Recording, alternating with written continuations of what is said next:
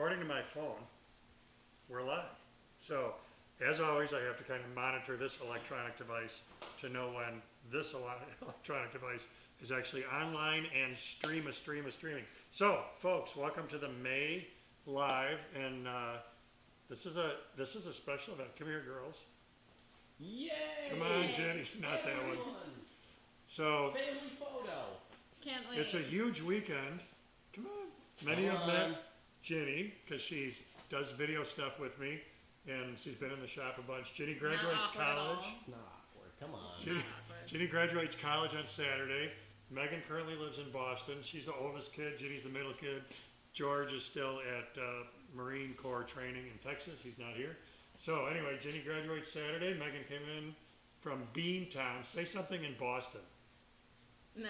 Say something in Boston. Something wicked cool. Hot pecan. Hot pecan, have it, yeah. All right. So anyway, congratulations to Ginny, and we'll get them back later for a little repeat performance. All right, and Tyler is running the cake. Tyler, do you want to be on? No, I'm fine. Okay. I'm good. I'm good in the back. All right. Let's get you these questions. Tyler's a good background guy. Thanks to Type Bond for sponsoring, as always, keeping this event free for you. And here we go. Carl asks, George, can you do a 360 of your shop during the commercial? Well, here's my 360, Carl. Okay, let's move on. No, so that's a great idea because it's, oddly enough, the shop is relatively clean at this moment. So I think I'll just kind of walk and talk, Tyler, all right? So if you're watching videos that we shoot here, we primarily, 80% of the time, are shooting on this side of the shop. Part of the reason is 12-foot ceilings here, and so the lights for the cameras can get up high. In the back corner behind us there is the knife throwing and tomahawk throwing target, where I waste much of my time, or spend much of my time. And then main door in, Vita the bench dog is laying on the floor down here, where she spends much of her time. So basically what I've got is the shop is broken up into table saw, miter saw, we'll come back to that, my main bench in the middle, so when I'm just doing woodworking. And then behind me here is a gluing and clamping area. And then right behind that, the big brown cabinet you can see way in the background, that's full of sandpaper and sanders. So that's my sanding area. So the idea is I build over here, and then I migrate my stuff over there for gluing and clamping, then I migrate it over there for sanding, and then finishing happens in kind of that same part of the shop. At the way far end of the shop, behind that dresser that Ginny and I are getting finish on, there are 5 CNC machines in that back corner. And then they pull out when I do a CNC class, like I had in here last weekend. Those machines get pulled out, we use them, then they get tucked back away again. Spinning around, a little bit of wasted space. We haven't kind of taken advantage of that front end yet. I've got 8 lathes stored up there, because when I do turning classes and have 8 people in here, I need 8 lathes. So they're tucked up against that front wall. And then, where are you on the camera? So this big green thing, I don't want to get too far because I know audio gets bad. That big green thing is my big bandsaw. That's an 18-inch bandsaw, and I keep a 1-inch blade on that all the time just for doing logs to lumber. And then right in front of that is a Supermax sander. And then here is a Woodmaster 18-inch planer, 8-inch jointer. So still part of the processing side of the shop. And then if we spin around, my main lathe, my daily use lathe is here. And then my miter saw is here. So this, when I'm woodworking, this end of the shop is my heaviest use, because it's table saw, workbench, miter saw, and then the joiner you just saw is right there. So this is my big work triangle or work circle, and then gluing, clamping, finishing more at the other end. And Ginny and I we were just talking the other day, we need to do a new video shop tour one of these days.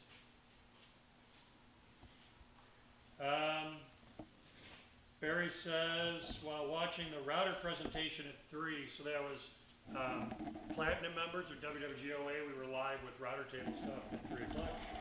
Couldn't see all the questions. How can we see them? Right below where you're watching the video, when we're on that, is the chat screen. And that's where everybody is posting questions. And they're there for everyone to see, just like they are right now. Video at the top of the screen, questions at the bottom.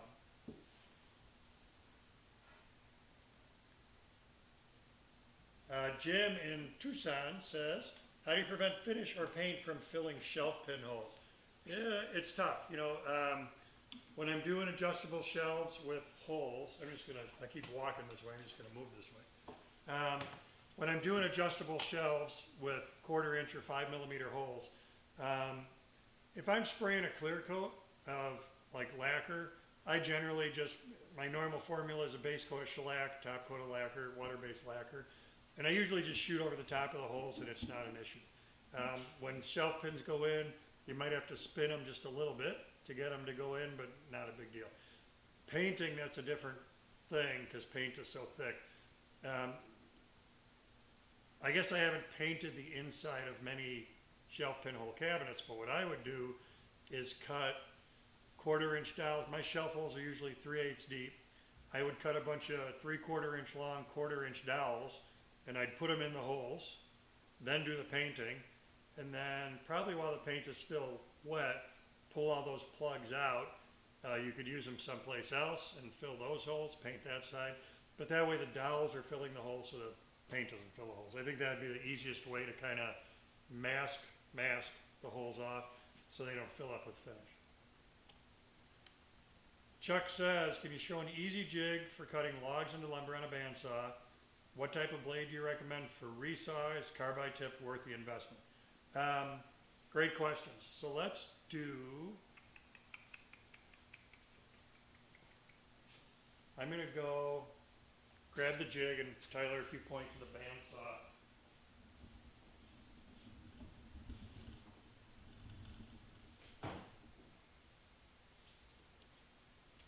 So here, Chuck, is the jig I use, and it's stupid simple.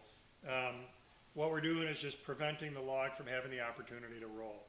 The way this works, it's an L shape, and on this face, the vertical, there are 1/4 inch holes, and there's in a stack of 3, because depending on the diameter of the log, maybe I need the bottom one, or maybe I need the middle, or maybe I need the top one.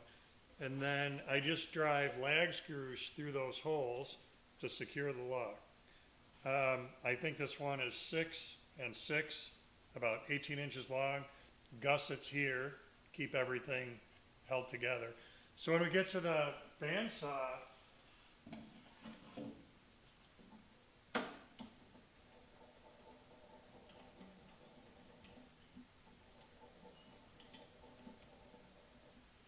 when I've got the log secure in this, what it does, like I said, it prevents it from being roly-poly this way, and then I can feed the log through without worrying about the log cocking as I'm cutting it.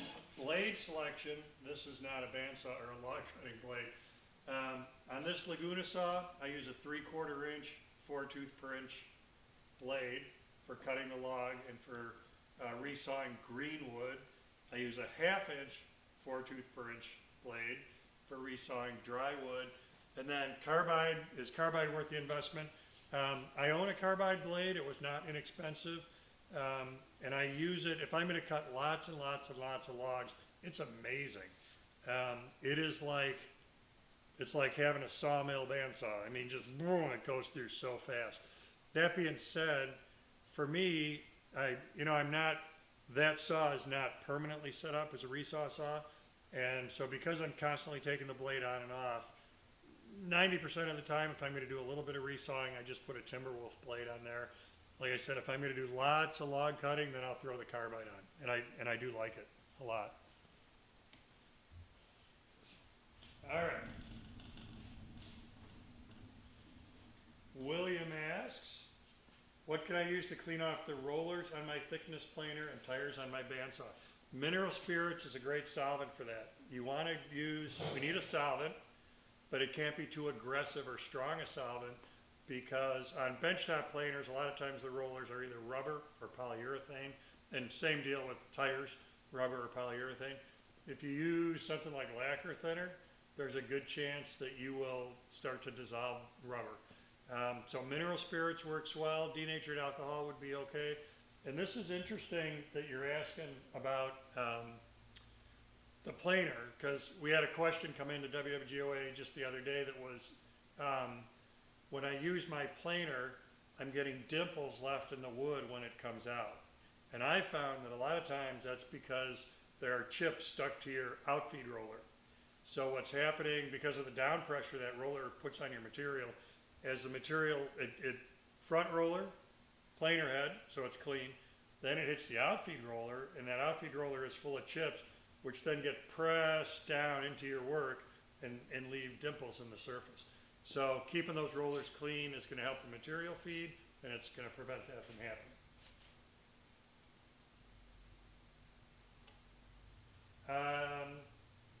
Somebody's asking, I seem to struggle with hand-applied lacquer finish. What's the secret? Well, I don't really know because I spray my lacquer. I have used, I've used Minwax's brush-on lacquer. You can buy it at big box stores. Maybe just once or twice though, so I don't have a lot of experience with it. So you'd really be, honestly, you'd be better off asking somebody that hand applies lacquer way more than I do. I run my lacquer through an HVLP gun.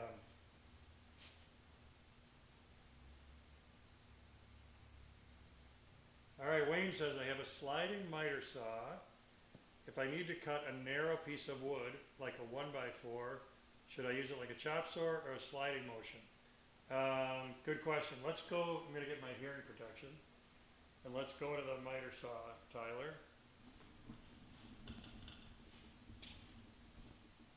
And as luck would have it, we have some boards.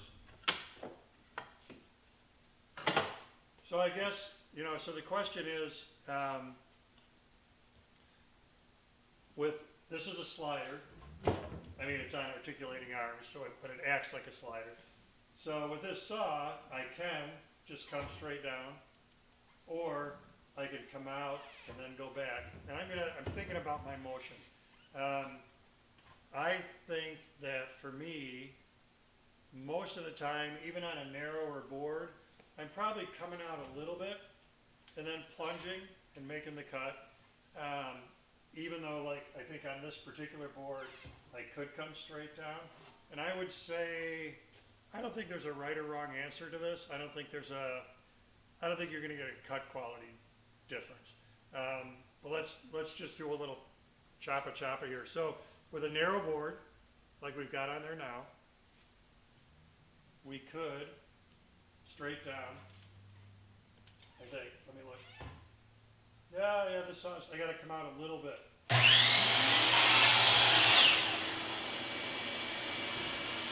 think what's a real big deal,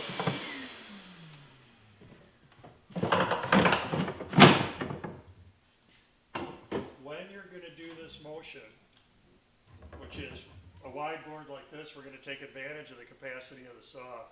It's really important with these that we're coming out here, switch on, plunge, push. And the deal with that is that the blade is spinning in this direction. And what we don't ever want to do with any cutting tool is move in the same direction that the cutter is turning. Because then that's what gives it that self-propelled feeling. With a radial arm saw, it's part of what makes them dangerous and people are prone to having accidents on them, because the blade is spinning and the only way to cut with a radial arm saw is to pull it toward you.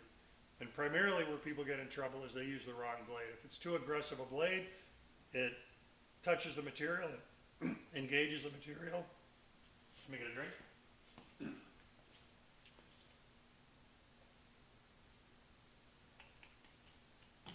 So where people primarily get in trouble is too aggressive a blade on a radial arm, and when it touches the material, it grabs, and the head starts to pull itself across the material, and that's a good way to lose a finger or something.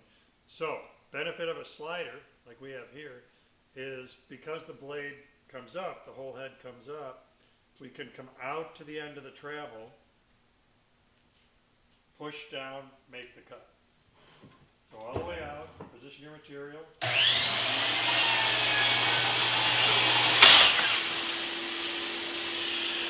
Let's grab the little offcut from in the saw there. That was that little kick at the end. A chunk of stuff that was caught under the table there. The other thing that's important, even with sliding miter saws, same deal is right blade selection. So make sure you're running the right blade on your miter saw. So to go back to the original question, I'll just pull the laptop right here.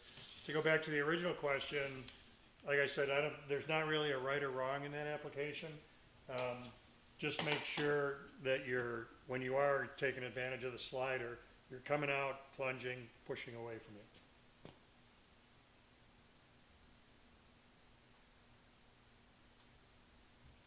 David says, what's your electrical service look like? I have a 200 amp servicer.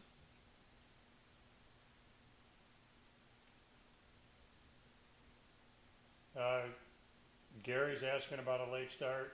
I'm not sure. I'm going to type in here.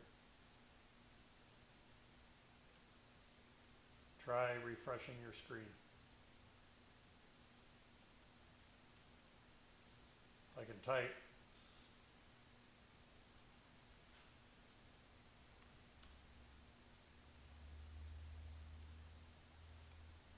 Okay. There you go, Gary. David says, I have a rigid planer. I can't move the rollers when the machine is off. Any suggestions? That's a good thing because there's quite a drive system on those rollers. And think about what it takes. Think about the torque it takes to get those rollers to spin such that they grab your material and push it under the planer head and keep it moving forward. The planer head is turning toward the feed direction. So the planer knives are turning toward the side you're feeding the material in. The rollers have to overcome that. So when you're going to clean the rollers, what you need to do is raise the planer head, get as much space as you can between the planer head and the bed, and then unplug the machine, clean the part of the roller you can get at, plug the machine in, and just kind of tweak the switch so that the rollers turn a little bit. And then unplug it, clean the next part, plug it in, tweak it, rollers turn just a little bit. So in my experience with planers I've had, if you can turn them by hand, that's going to be bad because something is not engaged inside there. So you shouldn't be able to clean them.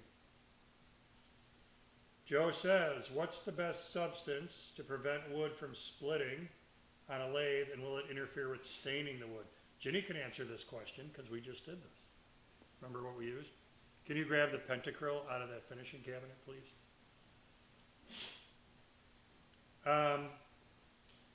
There are a couple ways wood turners deal with this. So one would be when you're working with green wood. Thank you. And a couple people, Ginny said, congratulations to the graduate. So congratulations. Please hire me, she said. So one way that wood turners will do this is starting with the green wood blank, just rough it out.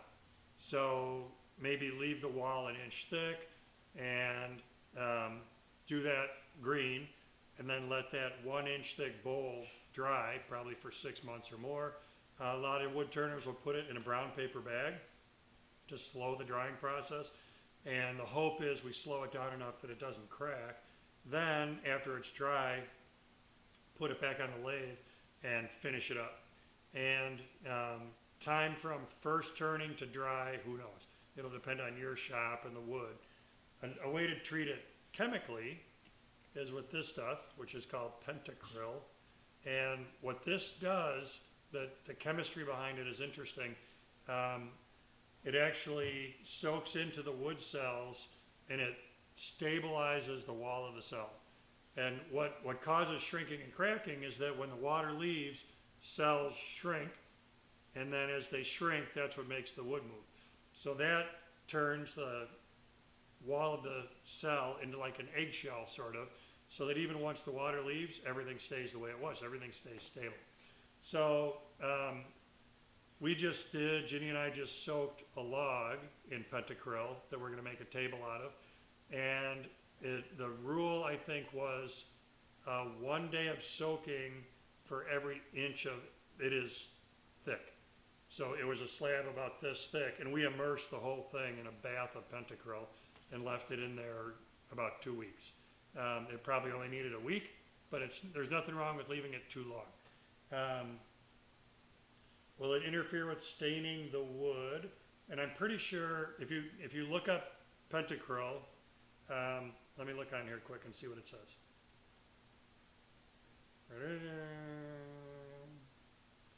Gluing and finishing. Once completely dry, the wood can be sanded, wood burned, glued, stained, and or finished. There you go. So I typically am not staining anything I put pentacryl on because it's a bowl and I'm putting a clear coat on. But there, according to the label, you can stain it after the pentacryl is dry. So there you go. What is the best way to keep a round table flat? I don't know why a round table will be different than any table. So when I glue a table together, I'm looking at a big pile of lumber to see if that would help us with this.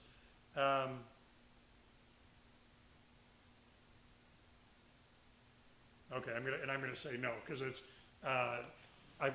we just got a big pile of oak in today, and the ends are all painted, so we can't see the end grain on that. So I was gonna have a little end grain conversation, but that doesn't help us. So anytime I'm gluing panels together to make a tabletop, square, round, rectangular, it doesn't matter. Couple things. Get the material in your shop well ahead of when you're gonna need it. So that's about acclimating material to this environment, to this shop environment.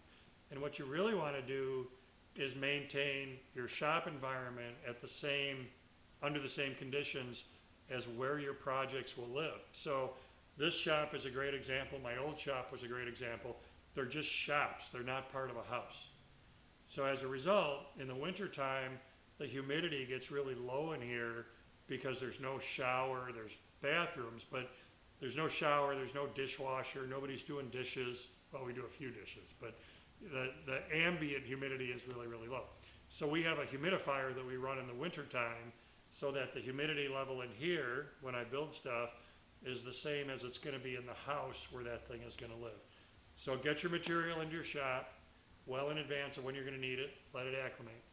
And then from there, preceding that, the wood itself needs to be stable. So we're looking for kiln-dried material that's 6 or 8% moisture content. You should have a moisture meter so that you can, when you get your lumber, you can meter it and make sure it's as dry as it should be. If that load isn't, then you should get it in your shop and let it dry until it is 6 or 8%, and then it'll be stable and ready for you to use. And then what some people will still talk about is alternating growth rings on adjacent pieces, and following stable material and letting it acclimate. I don't alternate growth rings, and I find that tabletops will stay dead flat even if the growth rings are not alternated, as long as the wood was stable when it went into the build. Bob says, you never seem to lock the lock on your router plate, and I think what he means is the router lift after you set the bit. I have a woodpecker router lift in my table, and I find that 98% of what I do on that table, I can just set the height, make a cut, and I don't have to lock it. That'll vary from lift to lift. If I'm doing something super, super heavy, like a panel raising cut, then I probably will lock it.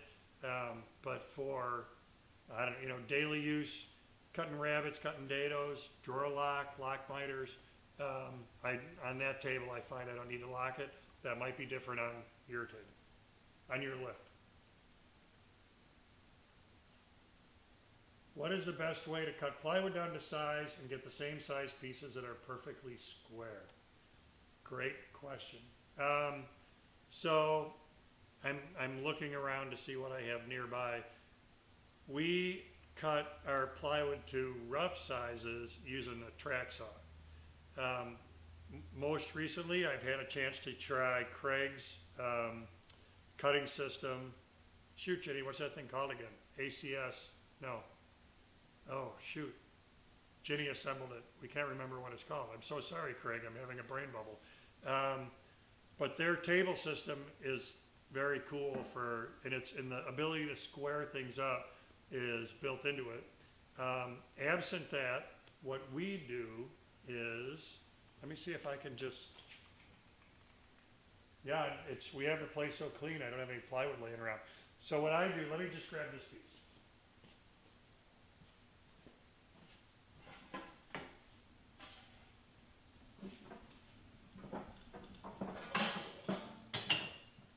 So we'll pretend that this piece is a 4x8 of plywood, and I've got a framing square, and the brass things on this are called stair gauges, and you can get them from any home center, you can buy them on Amazon, and what is helpful about these is that when I put this square on a piece, I can put those stair gauges right up against the edge, like that, and that gets me in the right position here to draw with the square. So I don't have to feel this, absent the stair gauges, I'd be manually aligning this. So I put the stair gauges up against the edge, stay right where you are,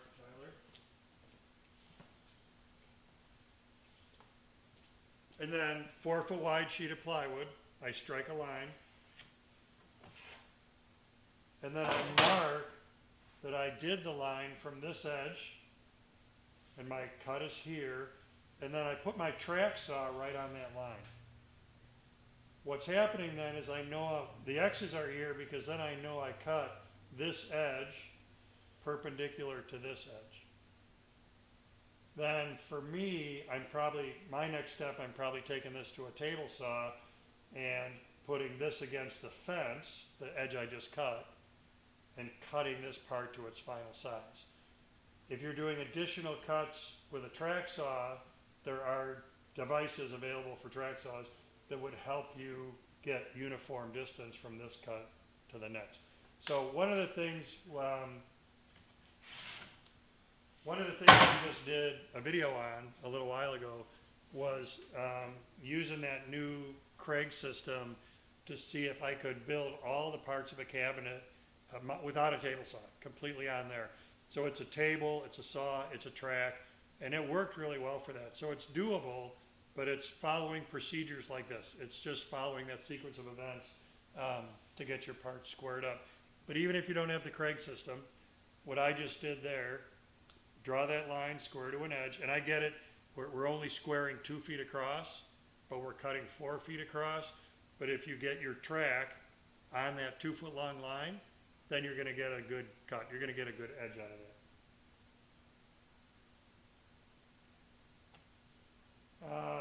Here's a compliment for you, Ginny. How do you keep your shop so clean? You hire Ginny to work at your shop, and she is very conscientious about cleaning. I have a dust collection system, but I still get sawdust laying around. And my biggest problem is probably not sawdust, it's probably not putting stuff away, because I'm pretty good at just setting things down instead of putting them away. But, I think even we run 3 dust collectors in here, one that's dedicated to the table saw, and then 2 that are on the big machines, including the CNCs. And it's just, even with those, it's just a housekeeping thing. We still go through periodically and vacuum tools off individually because there's surface dust laying on the tools.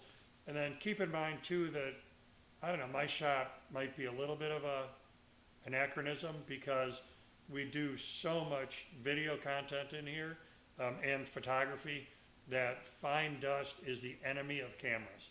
So pretty religious, Ginny specifically is very religious, about keeping the place clean so that the dust isn't messing up our really expensive camera gear. So we're pretty meticulous about that. I have got, I'll show you my floor sweep thing. And this works on my floor.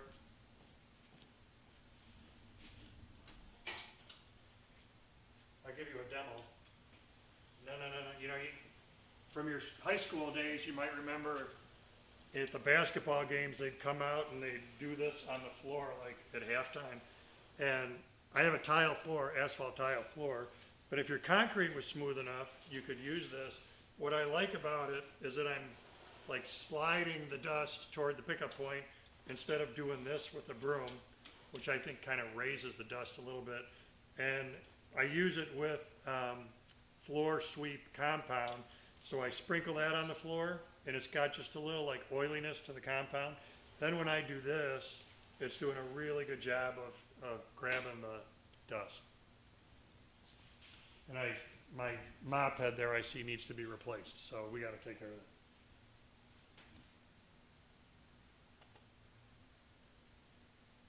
David says, the person who asked about service may want to know single or three-phase. Everything I have is single-phase. I don't have any three-phase in here. Yes, dust collection. My shop is 28 by 16. Just going to put in dedicated dust collection. That's not my Gatorade. That would have been bad to drink that. Pros and cons, 6-inch versus 4-inch. Anything you can suggest to do this right? So I can't say 4-inch or 6-inch. It'll depend on your dust collector. Kind of what it comes down to is if it's a 4-inch inlet on the dust collector, don't go up to 6. It doesn't do you any good. If it's a 6-inch inlet on the dust collector, then you can run 6. And my other suggestion is don't ask stupid dust collection people like me. So my advice is get a good dust collection person. There are services like I think Oneida offers this. Maybe people will chime in here and tell you other services, but each individual tool has a CFM, cubic foot per minute requirement. And so what somebody who knows what they're doing, which isn't me, can do is say, well, okay, a table saw needs 400 cubic feet per minute, a planer needs 400, a joiner needs, a bandsaw needs, a router table needs, and then depending on the size of your dust collector and how far your run is, so how much pipe you got to use to get to the table saw, the joiner, whatever, there's this whole marriage between if we go to smaller pipe, it increases speed, and that as we get further from the dust collector, and I know just enough to be dangerous. So it'd be a big mistake for me to try to tell you how to do it, because I don't know how to do it. I only know enough to be dangerous. So my advice is look online for dust collection companies that can help you figure out the piping. And even if it costs you some do-re-mi, it's going to be worth it in the long run. David says, building another crib for my youngest niece. She wants a white stain on white Minwax. Can I use water-based poly over an oil stain? Is it safe for a crib? What I would do is ask so you've got Minwax white. I would ask the top coat company and confirm with them that you can put oil base over water base. You should be able to. However, my caveat on finishing advice is always, I don't want to mess up your project.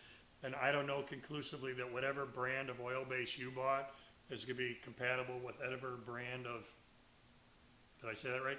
Whatever oil-based top coat you have is going to be compatible with whatever water-based color stain you bought. So I'd hate to mess up your project and say, yeah, sure, go ahead. So I would call the top coat company, and I think they're going to say, yes, it's okay if you let the water-based stain dry for X. And it'd probably be a pretty long period of time, but that's the insurance that you want to make sure that it's okay. baby safe. It's gotta be Well, yeah, baby safe. and the kid safe thing, I'm not 100% sure on either. So I've heard people say that anything that's got VOCs, if you let it dry for 30 days, and this is, I've heard people say, this is not me saying this, I've heard people say, if stuff dries 30 days, it's safe. I don't know that for a fact. I would ask the top coat company to make sure, because this is a crib. The crib that I built for Ginny and Megan and George Jr. to sleep in, I finished that with actually a finish, and this was, Megan is 24 or 24, so I built that crib a long time ago. I finished it with it, yeah, Tyler had to tell me how old. I finished that with a finish that was actually made from citrus products. It wasn't a petroleum-based product at all. And I did it because if the kiddo ever stands up and starts gumming the rail on the crib, I wanted to make sure that wasn't an issue. So, short answer, ask the top coat company if their finish is going to be safe for a crib. Thomas says, back to logs to lumber. How long to dry a log? Can it be slabbed up green and stickered to dry? Yeah, it's exactly what you want to do. Great question. So, how long to dry? It depends a little bit on where you live. Figure on at least 1 year per inch of thickness. Some people say 1 year per inch of thickness plus a year. So like here, when it's 20 below all winter, or not all winter, but part of the winter, there's maybe not a lot of drying going on in our logs, or our lumber. So it might take, a 1 inch piece might take 2 years to dry. Without question, to monitor this, you should have a moisture meter. And then you can meter it the day you cut it, and then you can keep checking in on it every once in a while. And yeah, definitely, can it be slabbed up green and stickered? Yeah, so that's what, you want to cut the log while it's dripping wet green. Don't wait for the log to dry. So cut the log as fast as you can, as soon as you can. And then stickers, plank, stickers, plank, stickers, plank. You want to have uniform airflow over the whole thing. Don't stack them out in the sun. Put them someplace where air can flow, but they're kind of protected from the environment so that they have the opportunity to dry. Then the other place I was going with this logs to lumber, and I'm glad, Thomas, you brought it up again, because I forgot to say it earlier. If you're interested in seeing this logs to lumber business happen, June 14th and June 16th, I'm going to be at the 2 Chicago area Rockler stores doing a logs to lumber demo. So that's Friday the 14th, Saturday the 16th. One of those stores is Orland Park. The other one is Bolingbrook. And I don't know which day for which store, but they can tell you, or you can look on my site, it's there. And then also I'm going to be in Houston doing those demos Friday, July 12th, exactly a month later. Friday, July 12th and Sunday, July 14th, I'm going to be, so Friday I'm going to be in the Spring, Texas store, Logs to Lumber. Sunday I'm going to be in the Houston, Texas store, Logs to Lumber. Okay. Oop, screen just went to sleep. Mike says, gravity feed or siphon for HVLP spraying waterboarding. I have a siphon. I use a Fuji siphon finish. This guy says it's too bad you can't hear. So why don't you guys give me an audio, not you, Tyler, an audio check, but people who are watching, because I've got audio bars on my screen going every time I speak, boom, boom, boom, boom. So if, I don't know, just give me a few comments here on the audio, because is it a statistic of 1 or is it endemic? Good beat, but hard to dance to. Cleston is hello from Houston. There you go. I'm going to be there. I'll see you in July. July 13th and 14th, Houston. July 12th and 14th. 12th and 14th. And I'll be there. I will be there also on the 13th. On the 13th, I'm teaching for the Houston, what is it called again? Houston Woodworkers Club or Woodworkers Guild? Club.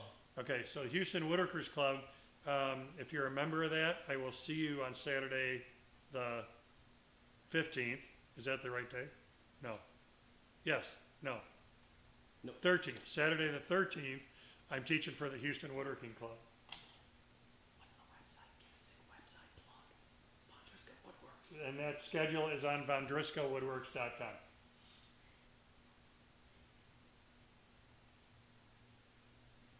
Stefan says, I have an attachment for my drill press that creates square mortise holes. Does this create the same quality as a dedicated mortiser, or should I buy a dedicated one? It depends. If you're going to do a mortise or two, and primarily smaller, like 1/4-inch mortises, then a drill press mortise attachment is okay. The big difference between doing this on a drill press and doing it on a dedicated mortiser is the robustness of the system. So that line in the sand of small mortise versus big mortise, when we go to press down, the way this thing works is you drill a hole and then you chase it with a perfectly square chisel that has to be able to shear out the rest of the material. So it takes a fair bit of down pressure to make that happen. So 1/4-inch mortises are great on a drill press. If you're doing 3/8 or 1/2-inch mortises, I think two things. The handles on a drill press are pretty short, so it's hard for you to get the leverage you need to push through and make the mortise happen. And then drill press tables are pretty robust, but not as robust as the table on a mortiser. So when we start exerting that down pressure, is the drill press table going to stay put so that you can get the pressure you need and cut the mortise? So they work, on a drill press they work okay, but not great. If that's going to be your go-to thing for mortises, then a benchtop mortiser is a better solution.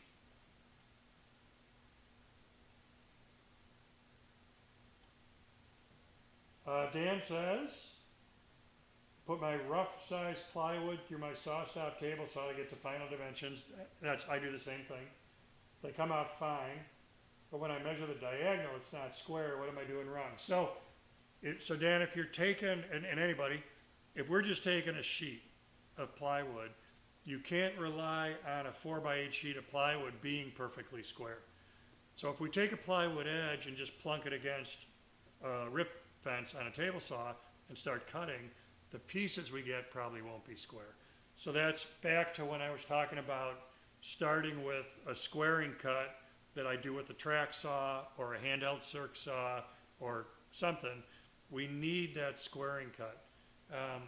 I've now got a sliding table on my saw stop, so that's the other solution for me is I might rough the parts out on my table saw, then use the sliding table to square them, but we have to have a squaring step in there somewhere to square that, to eliminate the factory edges and get that plywood squared up. Okay, a couple people are saying audio is fine. 2 degrees.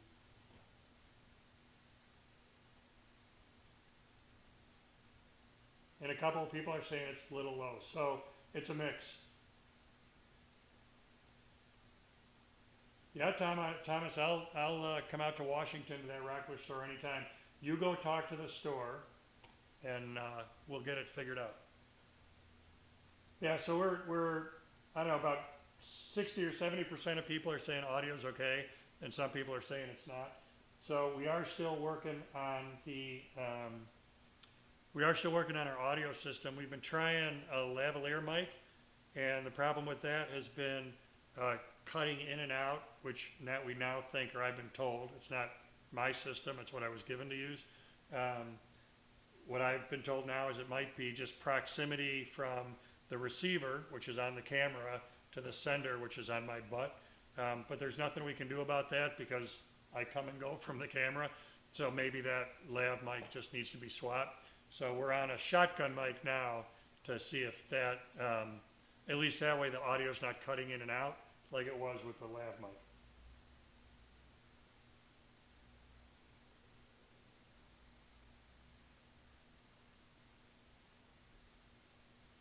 All right, Steve asks, given budget restrictions, would you prefer a planer or a jointer?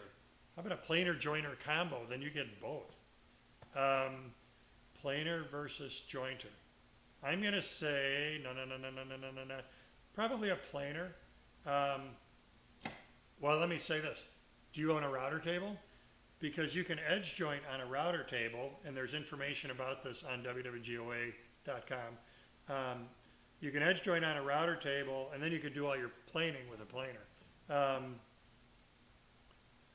I think that we've even got either a video or an article about edge jointing on a table saw.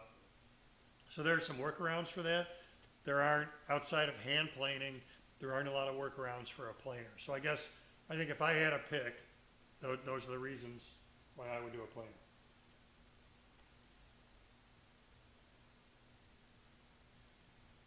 Barry says, your tattoo is showing off a little. What is it about? Ginny, you want to come and explain the tattoo? You drew it. Show it off. Come on. Do you remember what all the elements are? So my two daughters both have tattoos, and they would speak to me, encourage me, Dad, you should get a tattoo. And I said, all right, here's the deal. If you can come up with a design that has bow hunting, playing guitar, and you three kids, Meg, Ginny, George, all included in the design, then I will consider it. So, and I don't think you drew more than one, did you, Ginny? This was the first one. So Ginny drew this, and I was like, oh my gosh, you hit it on the first go-round. So the shape of it is a broadhead, an archery broadhead, because I like to deer hunt. And then we had 6 lines down the middle. The tattoo artist said, let's reduce it to 4 so it doesn't get muddy. But those represent strings on a guitar. And then if you look closely, there are letters. There's a G for Ginny, and then that's an M at the top for Megan. And then there's another G that's backwards for George. And then around the perimeter, there's an 8, and then there's a 9, and then there's a 10. Ginny and Megan were both born in August, that's the 8. George was born in October, that's a 10. We'll get back to the 9 in a second. Across the bottom, it says 4, 7, 9. That's what this 9. So 94, 97, 99 are their birth years. So now, because they each have like 4 tattoos, so when they say you should get another tattoo, and I say I don't need to, because like everything I want in a tattoo is encompassed in this one. Ginny did a great job.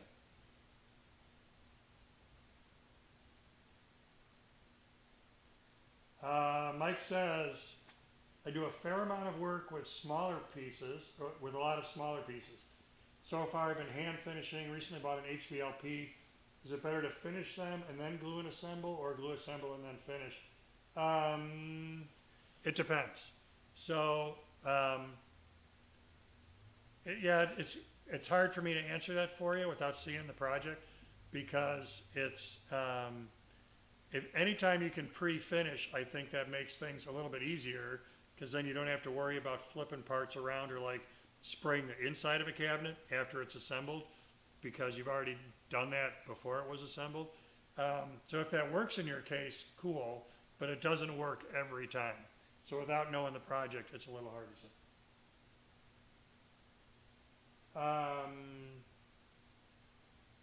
Yeah, so that somebody says, when I'm speaking to the camera, the audio is good, but when I do this, it sounds like it's in a barrel.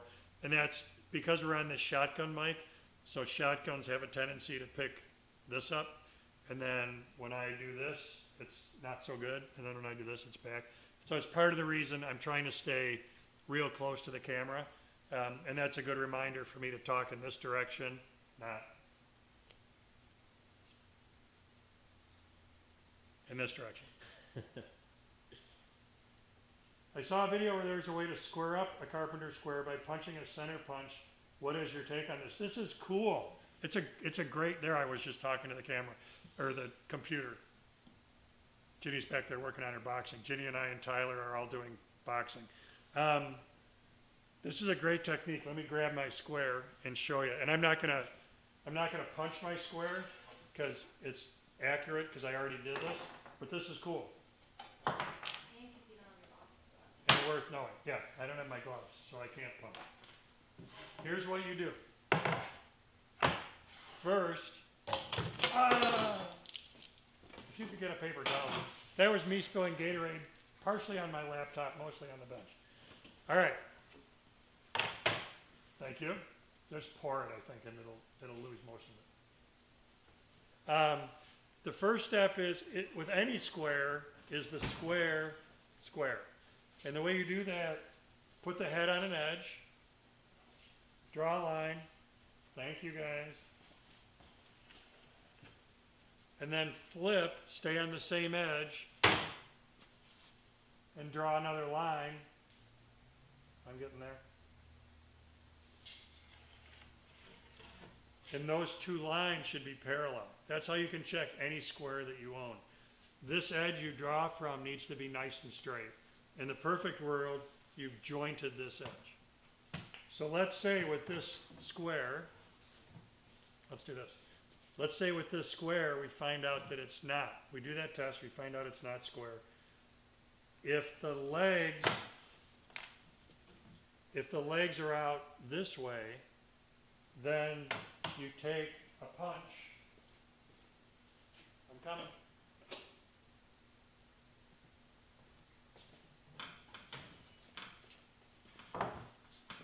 So if I need to push these two legs closer together to get the perpendicularity right, you take a punch out here toward the outside corner, boom.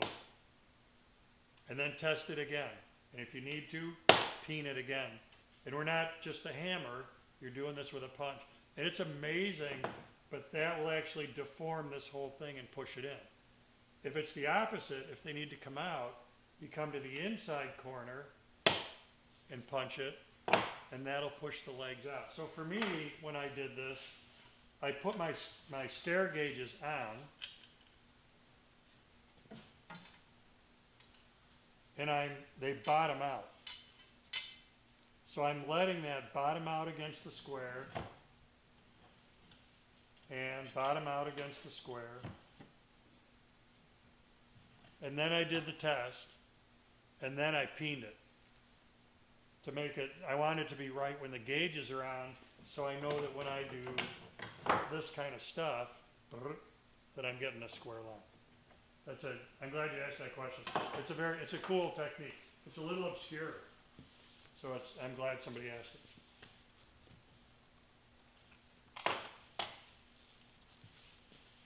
AJ is on here and says, congratulations, Ginny. And AJ, Ginny wants to know, did you get her thank you for the card? So, little off-topic conversation there. You told us about Pentacryl. What are your thoughts about Anchor Seal? I have never used it, so I don't have any thoughts. I don't know. David, Ginny says it was nice to finally get you in front of the camera. Too bad I had to kill a computer in order to do it. Ginny's on go on GOA and look up building a guitar. And that was that 6 years ago maybe already? It's a long time ago. But Ginny and I built an electric guitar. So there's 3 videos about that on WWGOA.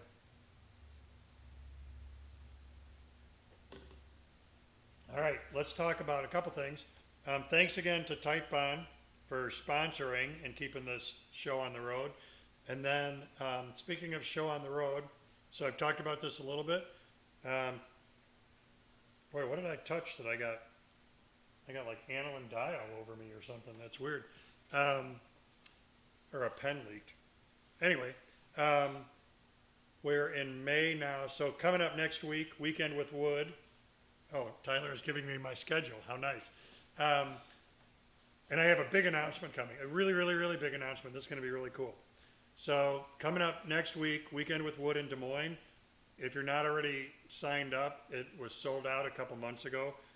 So I'm just letting you know I'll be there. Maybe you'll be there too. If you are, come see me. It'll be cool. Then June 14th,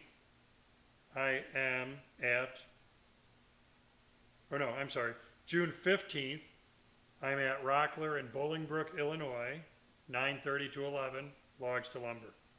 June 16th, I'm at the Rockler in Orland Park, Illinois, Logs to Lumber at 11 o'clock. And then I gotta drive home. Then in July, July 12th, I'm at the Rockler in Spring, Texas, in the evening, 5 o'clock at night, Logs to Lumber. And then Woodworkers Club of Houston, that's Saturday. If you're a member, I'll see you. If you're not a member, maybe you can join and I'll see you. And then July 14th, I will be at the Houston Rockler store, Logs to Lumber, at 11 in the morning. Now, here's the big deal. Mark your calendars right now. Here in my shop, I am having an event called Meet the Makers, and this is going to be very cool. June 22nd, 1 in the afternoon until 7 o'clock at night. Myself, Matt Cremona, Paul Mayer, I'm going to forget people, Chris Thole, Chris Lyons, maybe Kevin Whetstone. So what I'm doing is I'm trying to get as many, Ginny Von Driska, I'm trying to get as many makers, artisans, and content creators from Western Wisconsin and Minneapolis, St. Paul here as possible, open to the public. So it's going to be an open house from 1 to 7. If you want to meet any of those people, if you want to tour the shop, that'll be your opportunity to do so. And we're going to have some demos running. I'll have a sawmill running for sure. We've got another maker who's going to be doing some photography lessons, and we'll keep growing that demo side. We're going to have some great giveaway items, some door prizes donated by the Family Handyman magazine and Rockler Woodworking. So meet the makers, June 22nd, 1 to 7, and door prizes, and meeting people, and demos, and tour the shop. So mark your calendars, come far and wide. It is an open house. It is an open house. Yeah, open to the public. Yeah. I think I said it's an open house. Come see the shop. Yeah. I wouldn't be announcing it. If it was only for the makers, I wouldn't be telling you folks. Because Well, if there's tickets or not. I'm currently disclosing this through 360 of my closest friends. And then by tomorrow morning, this will have been watched 3,000 times. So, yeah, it's open and it's free, I guess is what you meant. Yes. Is it free? Yes. Yes. Free to everybody, except I. David says, and the cap is still off the Gatorade. Yes, because I never learned my lessons. Ed from the Philippines says, best way to preserve mahogany and Nara wood lumber, preserve it, I'm not sure how to, because it's going to live outside, and I don't know what finishes you can maybe buy in the Philippines. So preserving mahogany and Nara, I've got a bunch of stuff here that I've got Australian timber oil on, cedar planters that live outside. Whether you can get that or not by you, I don't know. Linseed oil is naturally protectant for outside. And the problem with linseed oil is you have to apply it really, really frequently to keep the wood looking fresh. I've got a bunch of Adirondack chairs that have Thompson's water seal on them, and I do that once a year, and it keeps them looking like wet, fresh cedar. So I've had good luck with that. So maybe that would work for mahogany and Nara as well. Somebody says, Dean says, where is your shop? Great question. My shop is in Hammond, Wisconsin. I'm about 30 miles east of St. Paul, Minnesota. So if you're coming to the Meet the Makers event, I am a 5-hour drive from my mom's house in Chicago, 40 minutes east of Minneapolis, St. Paul, maybe 3 hours from Madison, Wisconsin, northwest of Madison, Wisconsin. 24 hours from California. Well, how do you know? We didn't drive that. We flew it. But a long ride from California. So, yeah, good question. If you want to know, I'm going to put, well, you can do this. So somebody says address for Meet the Maker. So VondriskaWoodworks.com, Vondriska, my last name, woodworks.com. But I'm typing it into the comments, or I'm going to put it in the comments right now so I get it right. Because there's a page there for the Meet the Makers event. So I'm grabbing that link, I'm gonna copy and paste and put it in the comments for this video. There it is.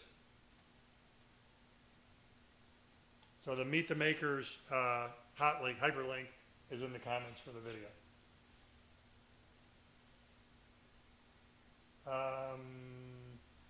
David says, saw a piece of wood made from YUW wood. What kind of wood is that?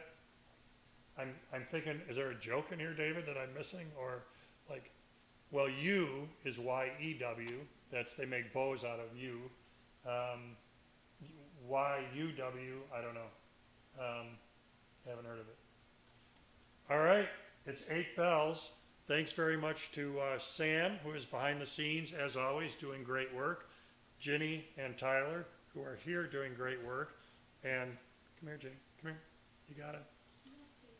No, I don't. He's not my kid, and he's not graduating from college on Saturday. So Ginny's she's going to graduate from college with her biology degree and her video minor.